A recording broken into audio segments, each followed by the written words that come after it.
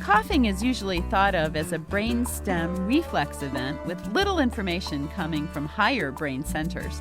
Yet we all can cough voluntarily. What is known today about the biology of the urge to cough? Welcome to the Clinicians Roundtable. I'm Dr. Leslie Lundt, author of You Can Think Like a Psychiatrist, your host.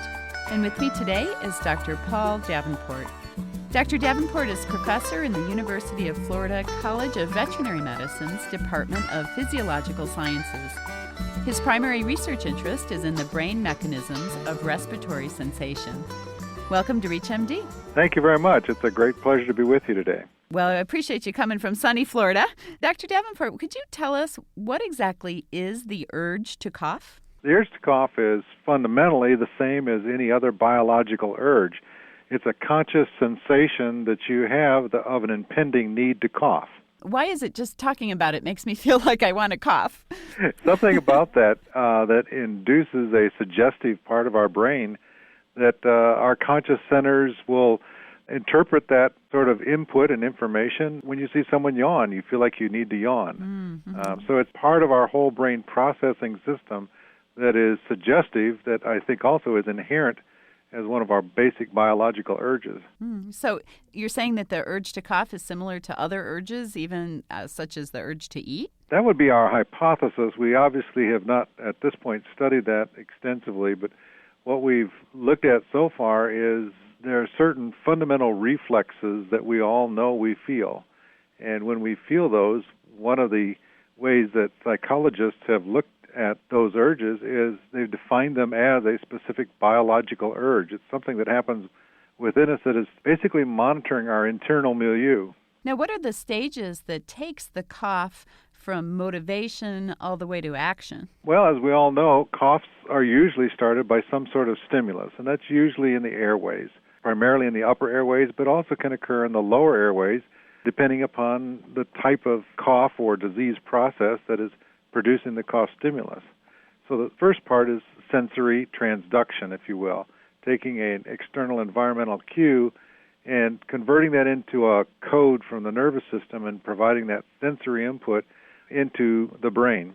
The second step then would be a connection between that sensory input into a suprabrainstem process where we can then connect into conscious centers.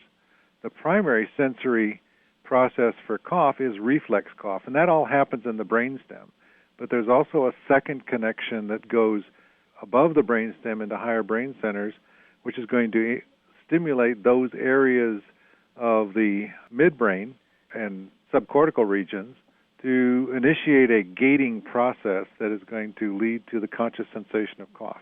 So you start with the stimulus, move on to urge. Correct. Then what? Well, then as the urge occurs, this sensory stimulation, then as the hypothesized mechanism is that you go to a motor awareness that is the desire connection. So you have a certain cognitive desire that then links with this urge to action, if you will. The desire can be various types of desires. It can be a desire to cough, or it can even be a desire to suppress cough. For example, if you're in a concert and you get this need that you've got to cough, or you hear someone next to you coughing, you get this sense that I need to cough also, but you don't want to, so you have a behavioral cognitive suppression of that. So your desire then is the part of the motivation process which is going to drive and regulate the urge as best you can. And then what follows desire? Obviously, the action then hits next. So after we know we've got our urge, we've got our how we want to modulate our cough, then we have the action that's produced from that. And that action can be inhibition of nerve processes, excitation of nerve process, or superimposition of other motor processes on top of the cough response. For example, if you have the urge to cough, you know you're going to cough, you can't stop it. You turn your head, you cover your mouth with your hand, you do certain behavioral things, but the idea that you have a sense, a cognitive urge that precedes this allows you to then behaviorally interact with that cough. After action, is there anything else? Feedback. You need to know whether or not you actually cough. So our sensory nervous system will monitor our motor action response, and that's going to give us evidence of what we actually produced. So was my cough a real cough, or what did I actually suppress my cough? What is in essence, a second sensory process that feeds back and tells us whether or not that action occurred as we anticipated. And then, of course, what goes with that is the last step is the reward process. So if my desire was to suppress cough and I was able to suppress cough, then I get a reward which says action completed. Congratulations, you did a good job. If I tried to suppress my cough, or I tried to cough and I produced an ineffective cough, then the reward system is, again, part of this limbic process, is going to provide information to the central nervous system saying that you need to continue to shape this behavior because it was inadequate for what you anticipated. Is urge to cough related to any special kinds of coughs or all coughs? As far as we know, it's related particularly to reflex cough, but that's due primarily to the fact that that's the only place we've studied it. The urge to cough has been studied with reflex cough induced by capsaicin, which is the hot pepper, and it's also been studied with air mist or water mist that's applied to an inhaled air.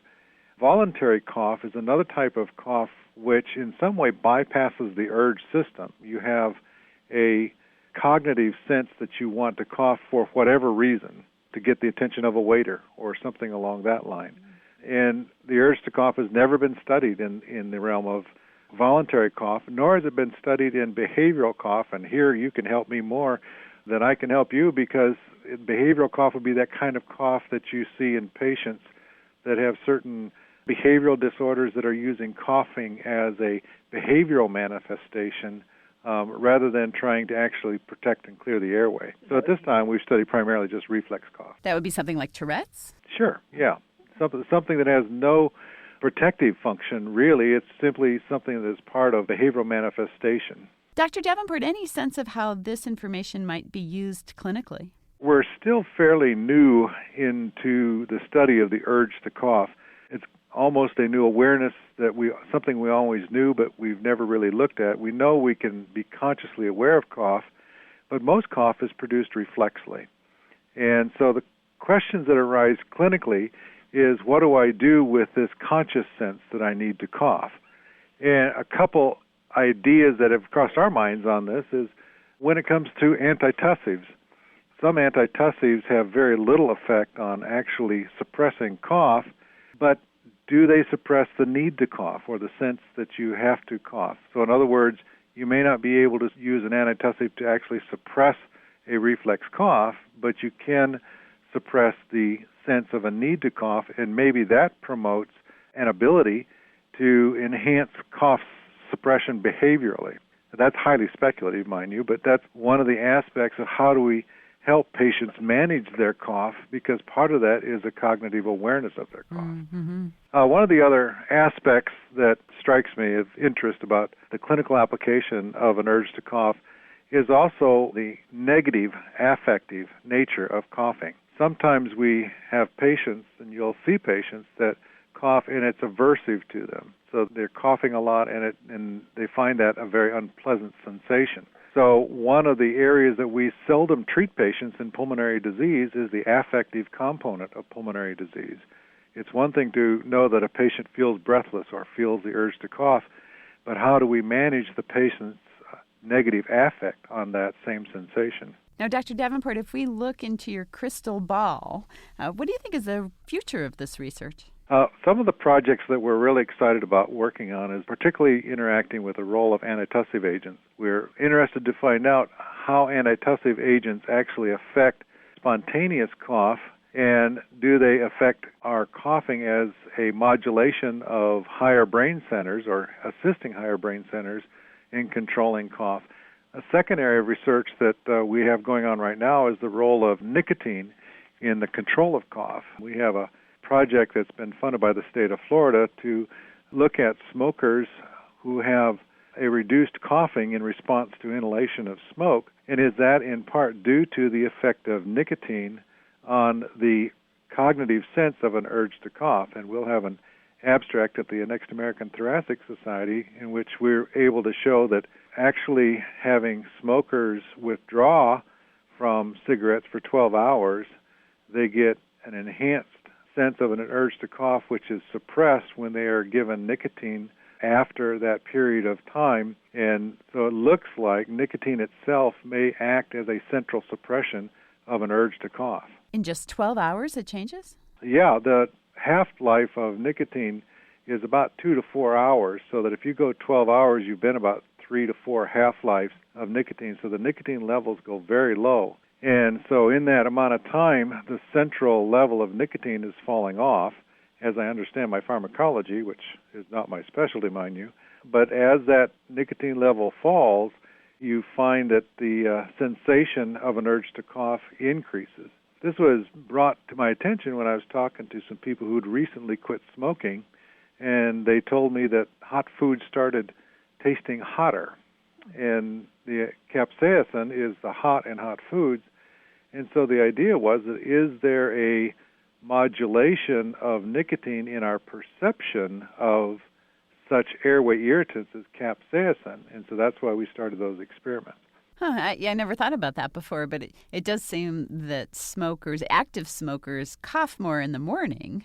Yeah, they're clearing their lungs, and that is a correct assessment of what really goes on, is that as they've slept overnight, they're getting more secretion, so in the morning they cough a lot. But yet what interested me is that if I am a non-smoker, which I am, and I'm exposed to smoke, cigarette smoke, I often cough very vigorously. And most smokers do that when they start smoking. But then after they've smoked for a while, you give them the same smoke stimulus, and it doesn't induce a cough. And it strikes me as curious, why is that? What happened to the physiological process by which smoke initially produces cough, but then after time they decondition to the smoke? And so our operating hypothesis was that this may be a central effect of nicotine, because we know that the peripheral effect of nicotine on airway receptors is to actually stimulate airway receptors. So that's why we started working on the hypothesis that maybe we can centrally modulate the urge to cough by modulating the level of nicotine within the central nervous system. Well, who knew there was so much to coughing? Yeah. Not I. Well, we all know we cough. It's the number 2 symptom which brings a patient to a primary care physician for treatment. We've been discussing the urge to cough with Dr. Paul Davenport at the University of Florida College of Veterinary Medicine. I'm Dr. Leslie Lundt. You've been listening to the Clinicians Roundtable on ReachMD XM 157, the channel for medical professionals. Thank you for listening.